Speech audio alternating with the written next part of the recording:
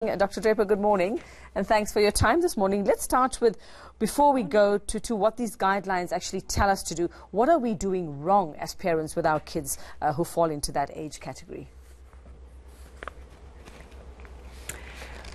Well, I think there's some real challenges around how busy parents are, and I think with screens becoming such a common part of our lives, I think parents find it very easy particularly to turn to screens as a way of looking after their kids, as a way of just helping them to cope with the busyness of the day. And I think we haven't always had the guidance that we needed to say, how do we need to use technology responsibly in these years?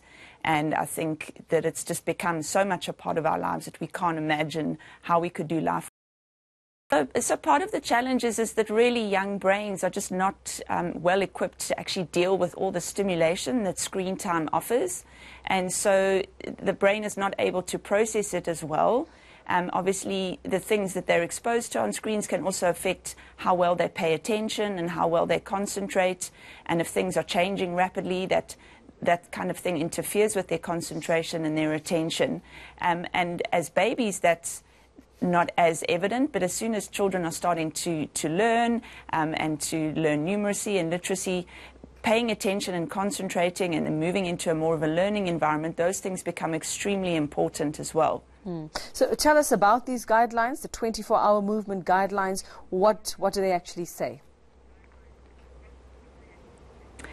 So we know that the age from birth to 5, there's obviously a lot happening. So we break up the guidelines into 3 different age groups. So babies and 0 to 1 years old, toddlers 1 and 2 years old, and then preschoolers, which are 3, 4 and 5 years old. And then for each age group, then we give specific recommendations on the amount of time they should be active and moving, and the amount of time that they should be sitting, and what are the best activities that they should do when they're sitting, and then also the amount of time that they should be sleeping. And obviously for really young children, that includes both sleep during the day when they're napping and as well as sleep during the night. So where would parents find these guidelines? Where are they available? So the guidelines, the development of them was funded by the Laureus Sport for Good Foundation, South Africa, and the guidelines are available on the Laureus website, which is www.laureus.co.za. And they have been published on various other websites as well, but the Laureus website is the best place to go to find them. And Catherine, I just want to play devil's advocate here, and you spoke earlier about why it is that kids actually might end up spending so much time on screens. It's the unavailability of parents, it's parents not being there, working the long hours that they need to.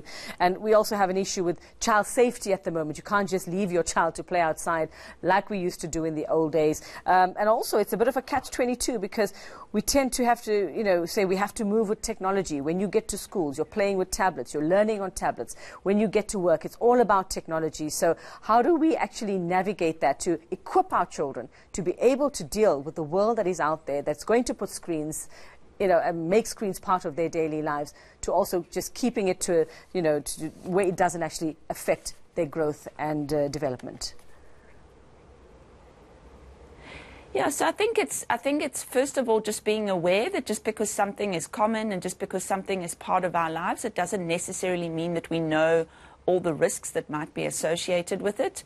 And I'm sure you can appreciate that technology advances much quicker than we're able to do research. And so many of these risks we haven't actually researched as well as we would have liked to, and we're not really able to keep up with how quickly things are changing. So I think it's just being aware of what are the potential risks and not being afraid to put those boundaries in place, even if that seems difficult at the time, but understanding that that can have a real benefit in the long term, and that in the early years it's an opportunity to set children on the right path rather than trying to change the course of their behavior much later in life when it's more difficult. And I think it's also appreciating that nothing can replace time spent between a child and their caregiver, be that a mom or a dad or grandparent or other family members or other children, and really placing value on the interaction between children and the people around them in their world, rather than choosing to put them on a screen. All right, thanks very much for that. Back to basics, I think is what we're saying. Yeah, that's Dr. Catherine Draper from Wits University in our Cape Town studio this morning.